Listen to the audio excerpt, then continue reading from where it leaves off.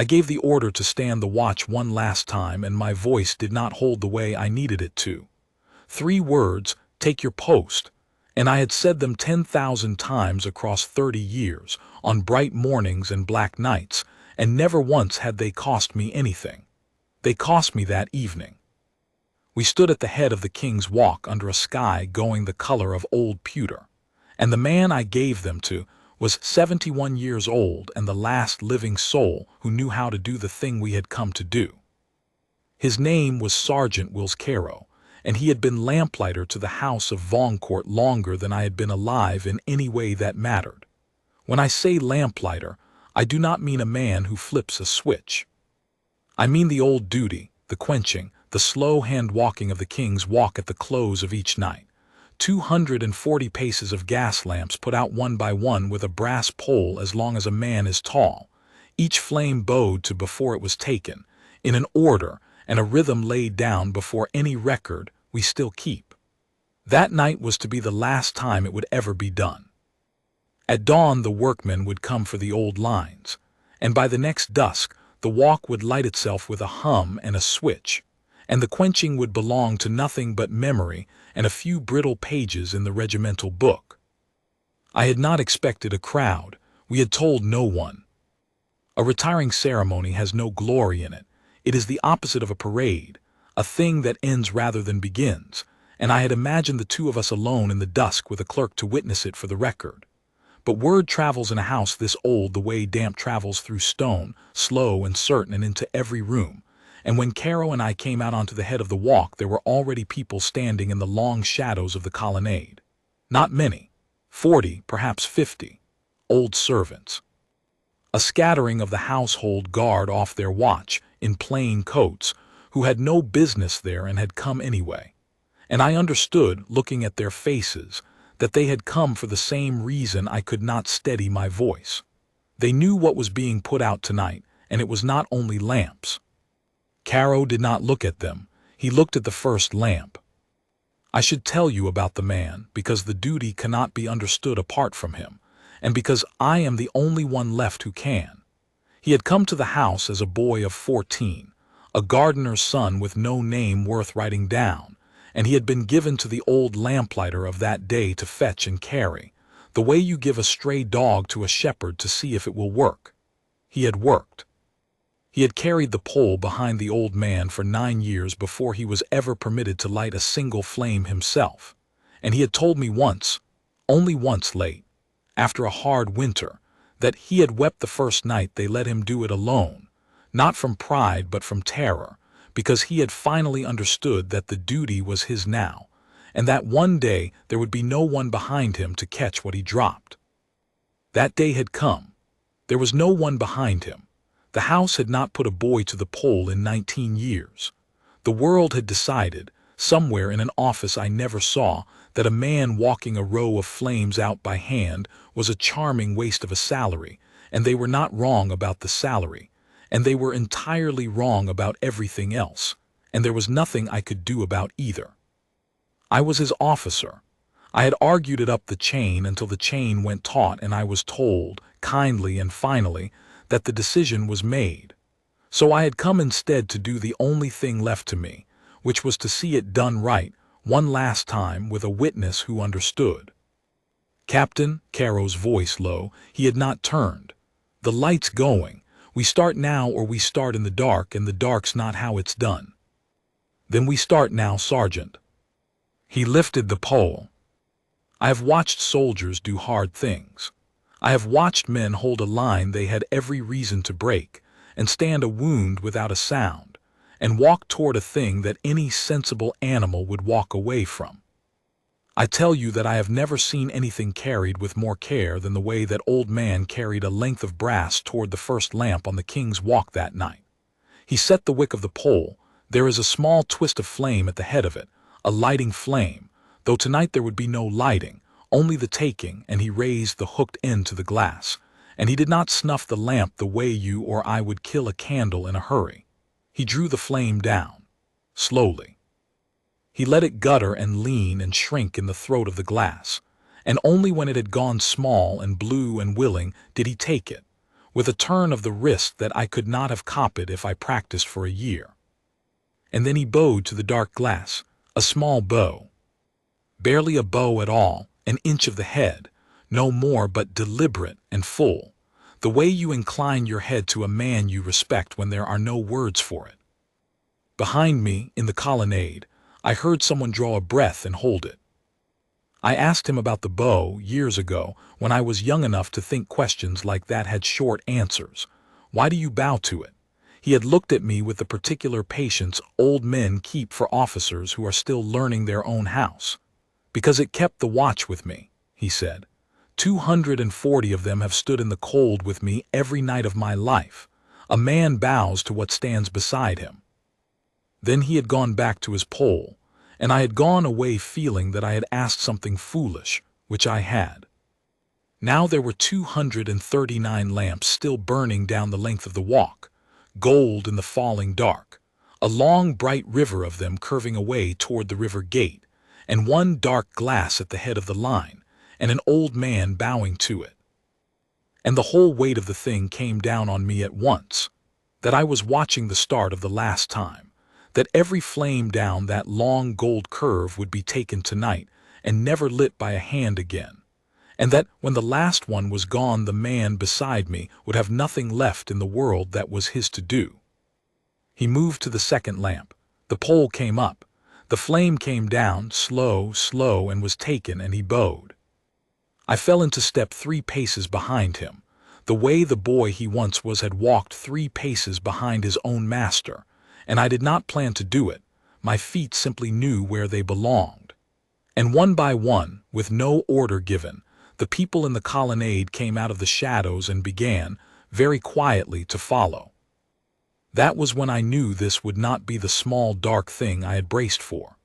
That was when I knew that something was about to happen on the King's Walk that none of us would ever be able to explain to anyone who had not stood there, and that I had better watch every step of it, because I was the officer of the watch, and after tonight I would be the only one who could say it had been done, and how. The King's Walk runs the length of the oldest wing of the house, a covered colonnade open on one side to the inner gardens, paved in a gray stone worn into shallow troughs by 4 centuries of boots. The lamps stand on iron stalks between the columns, each one a glass house the size of a man's chest, and at night lit, they make the walk into the most beautiful place in the house, and one of the only places where rank does not matter, because everyone who has ever served here has walked it in the dark and felt the same small comfort of the row of flames going on ahead of them. That was the thing the office could not see in its column of figures. The walk was not lit so that people could see. It was lit so that no one who served here would ever have to walk home in the dark alone. Caro had told me the order of the quenching, the way a father tells a son a thing he will need after the father is gone. Always from the head of the walk toward the river gate, never the other way, because the river gate is where the house first stood and you put the old house to bed last.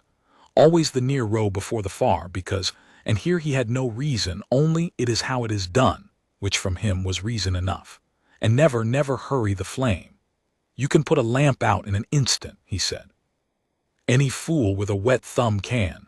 The quenching is not putting them out. The quenching is letting them go.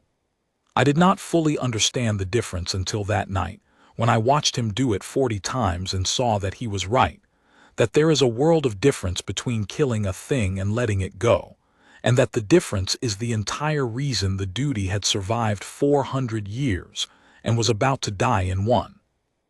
By the 20th lamp, the procession behind us had doubled.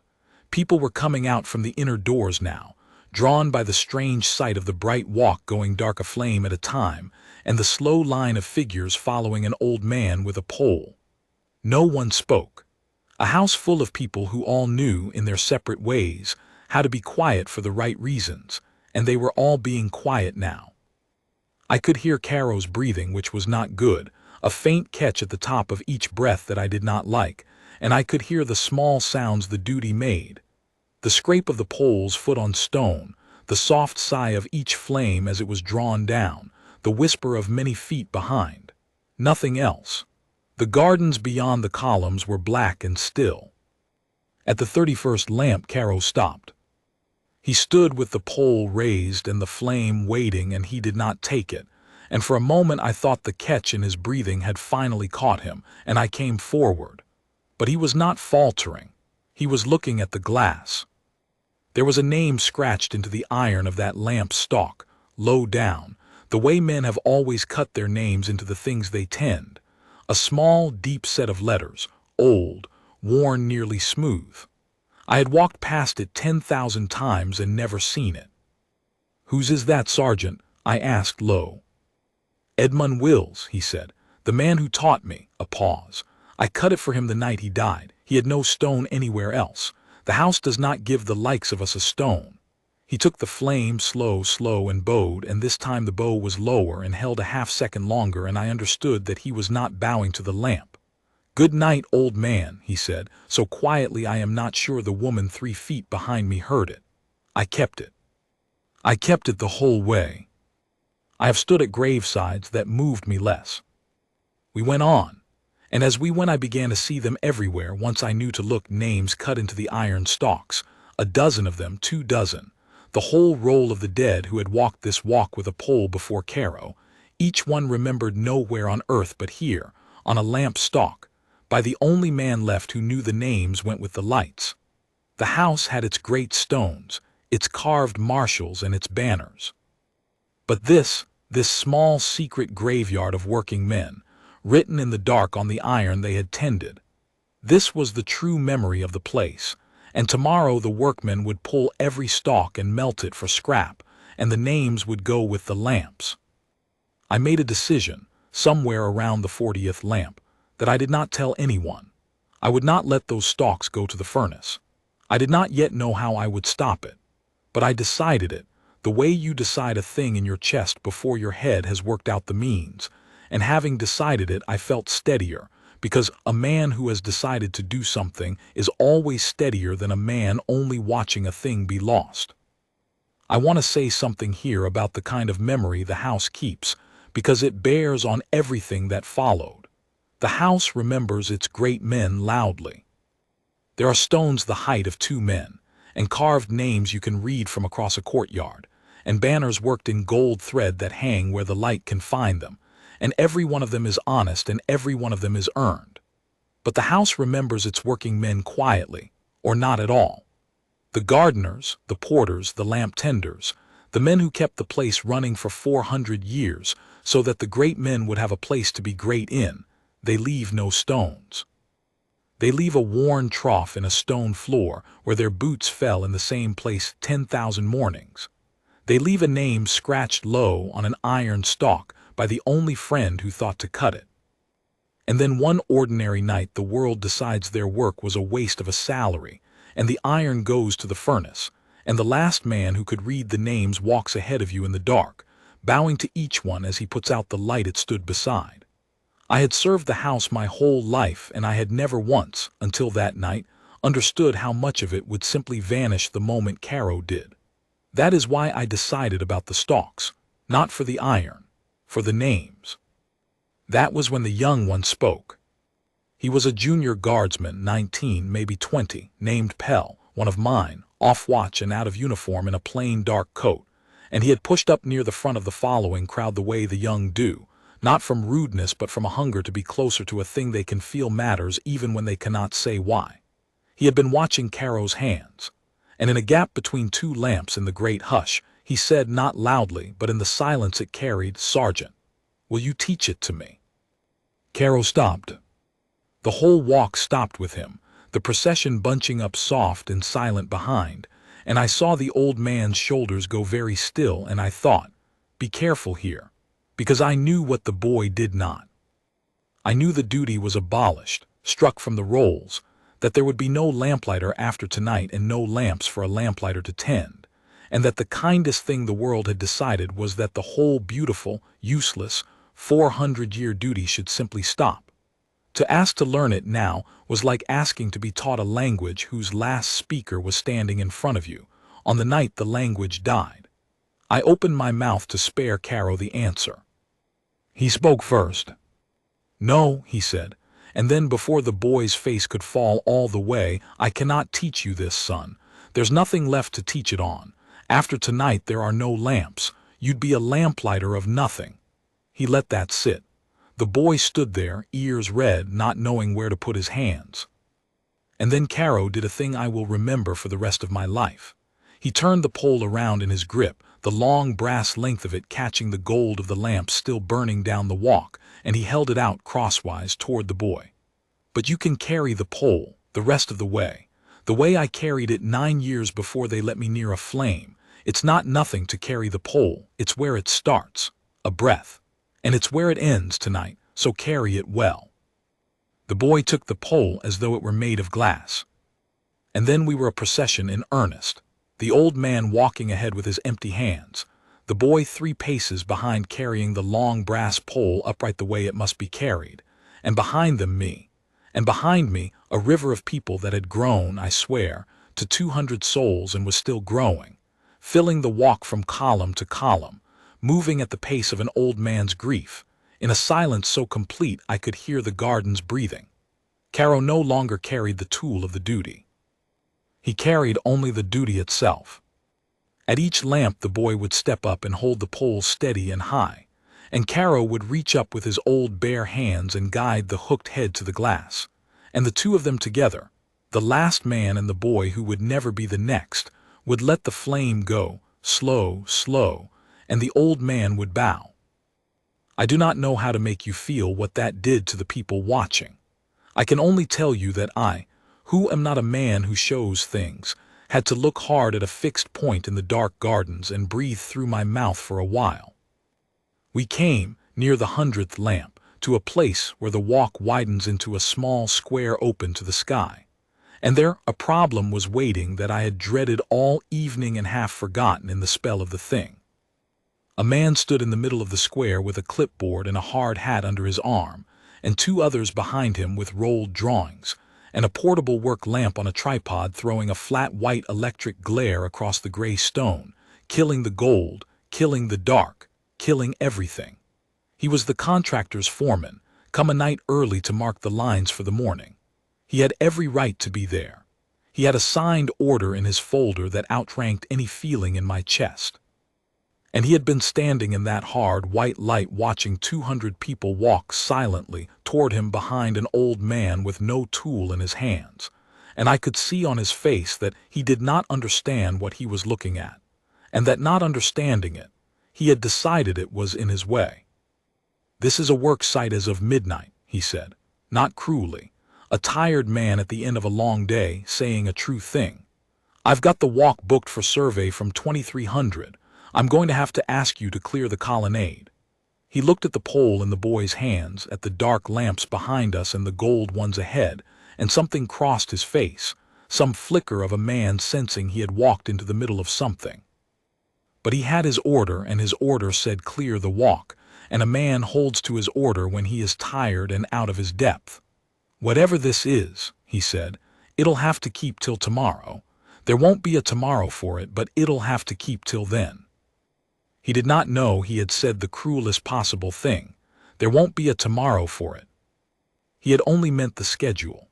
But it landed in that hush like a stone in still water, and I watched the boy's knuckles whiten on the pole, and I watched the old man's face, and I made ready to do the thing officers exist to do, which is to stand between the men they are responsible for and the world that does not understand them.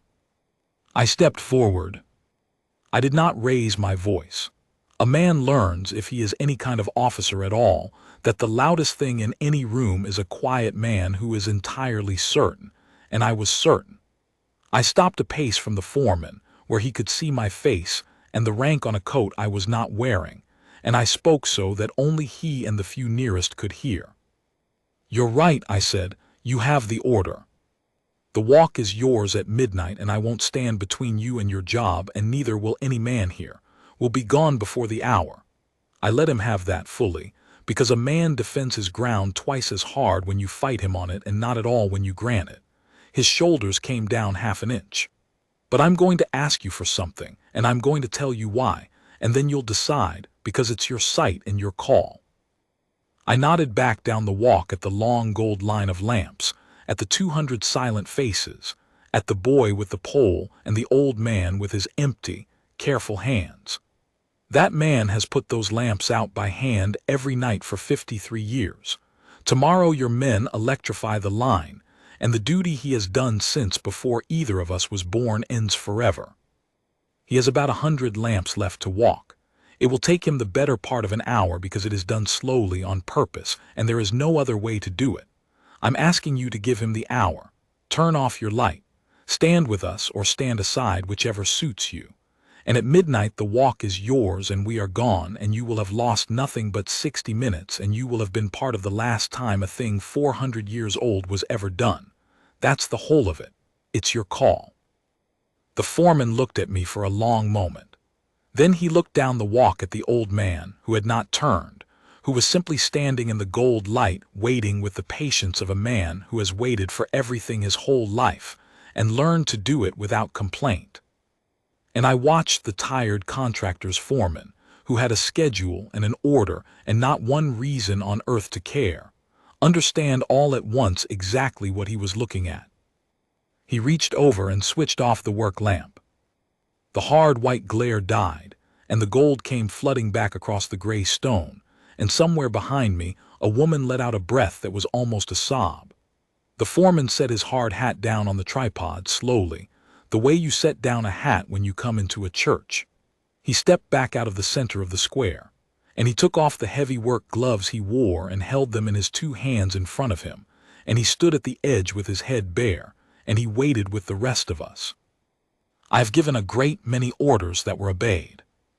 I am not sure I have ever been prouder of anything I said than of the one request I made of a tired stranger in a half-built square, because he was not under my command and he had every right to refuse, and he chose instead to be a better man than his order required. That is a thing you cannot order. You can only ask, and hope the man is who you hope he is. He was. "Sergeant," I said, "when you're ready."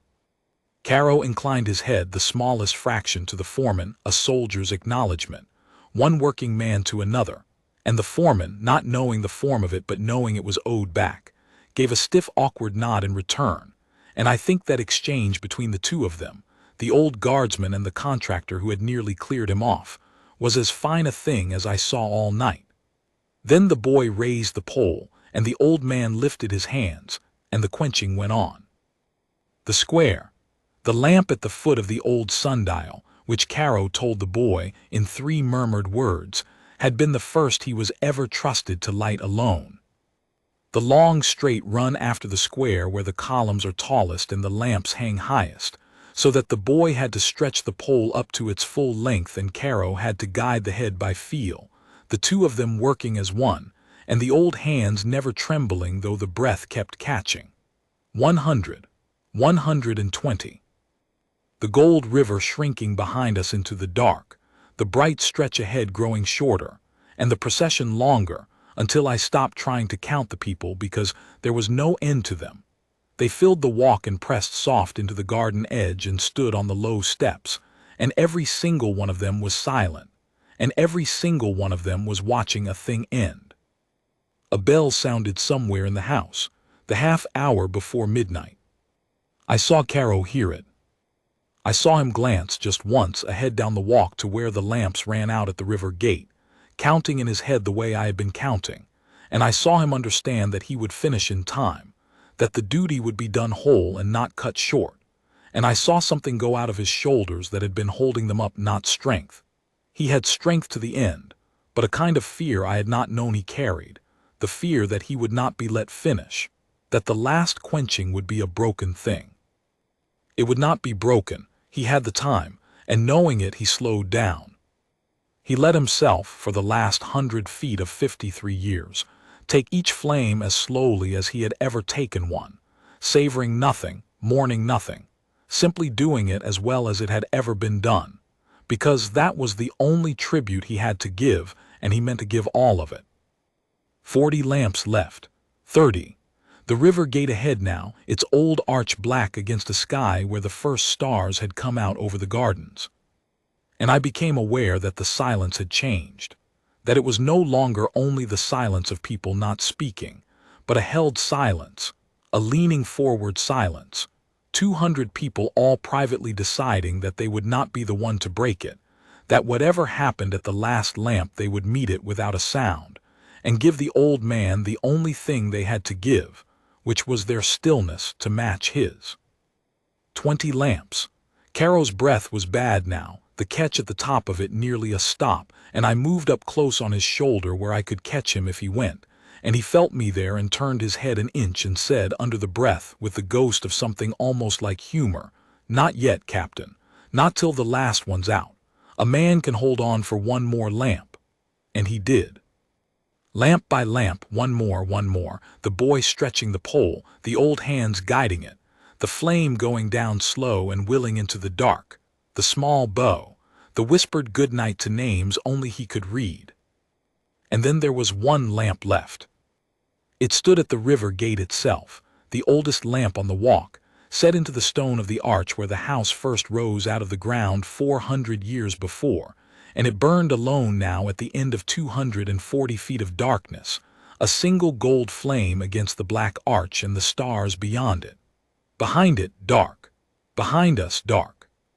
The whole of the King's Walk gone tonight for the first time in living memory, but for that one small fire, and 200 people gathered around it in the cold, not breathing, and an old man standing in front of it with the boy beside him holding the pole. Caro did not raise his hands.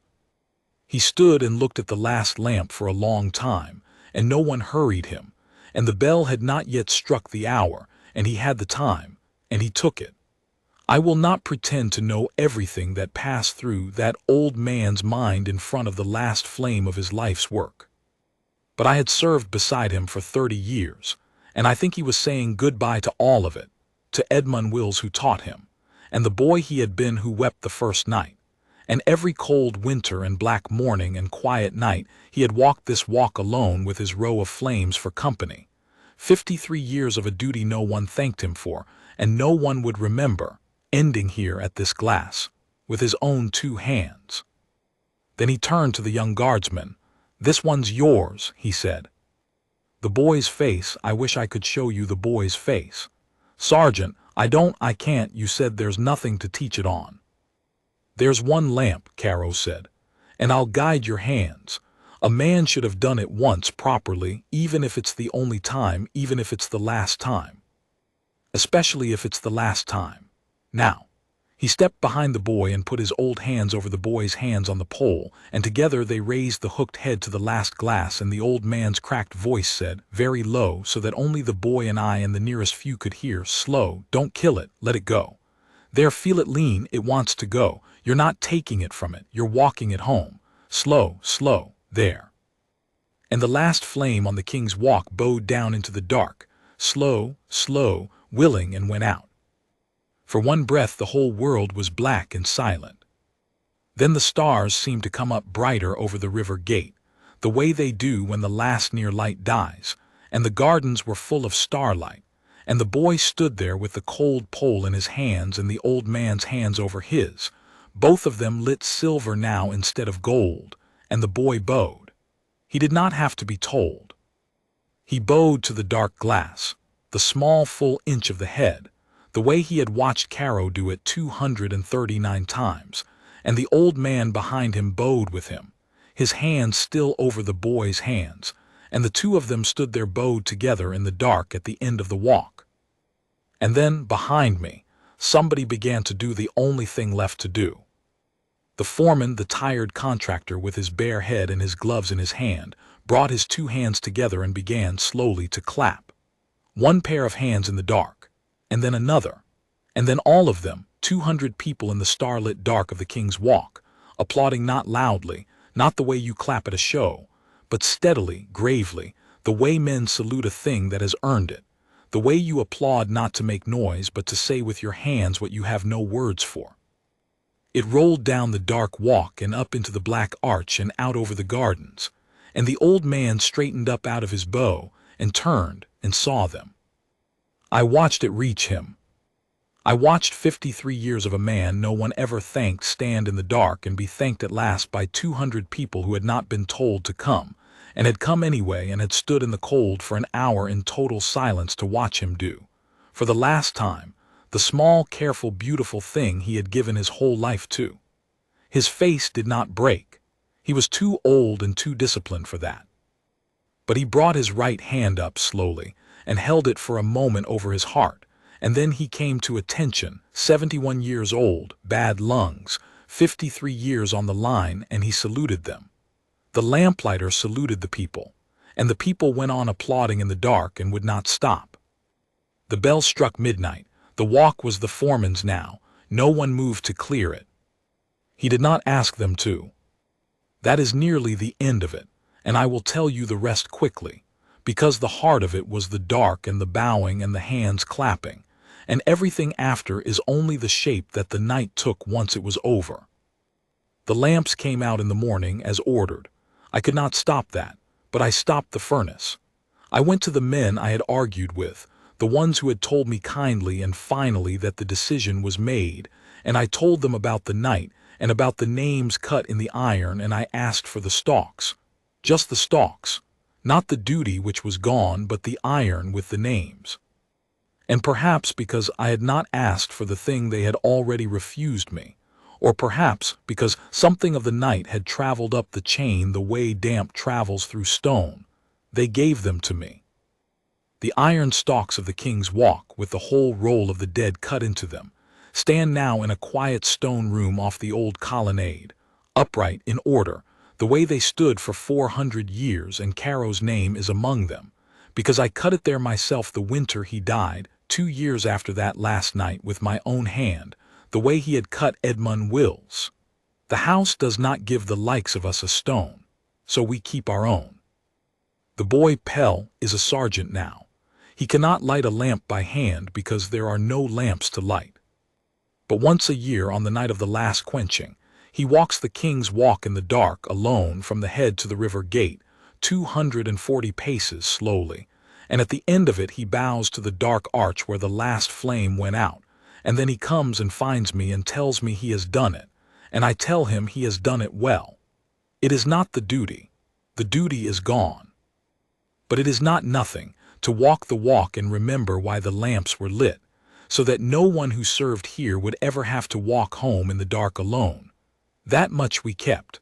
A man bows to what stood beside him. I have stood many watches, and given the order to stand them 10,000 times, and I have learned this much about the things we do that the world calls a waste. A duty is not measured by what it produces. It is measured by what it keeps alive in the men who carry it. The quenching produced nothing. It put out lamps that would have gone out anyway, and it kept 400 years of working men who never got a stone from being entirely forgotten, and it taught an old man to bow to what stood beside him in the cold, and to let a thing go slowly when its time has come, with respect, instead of killing it in a hurry.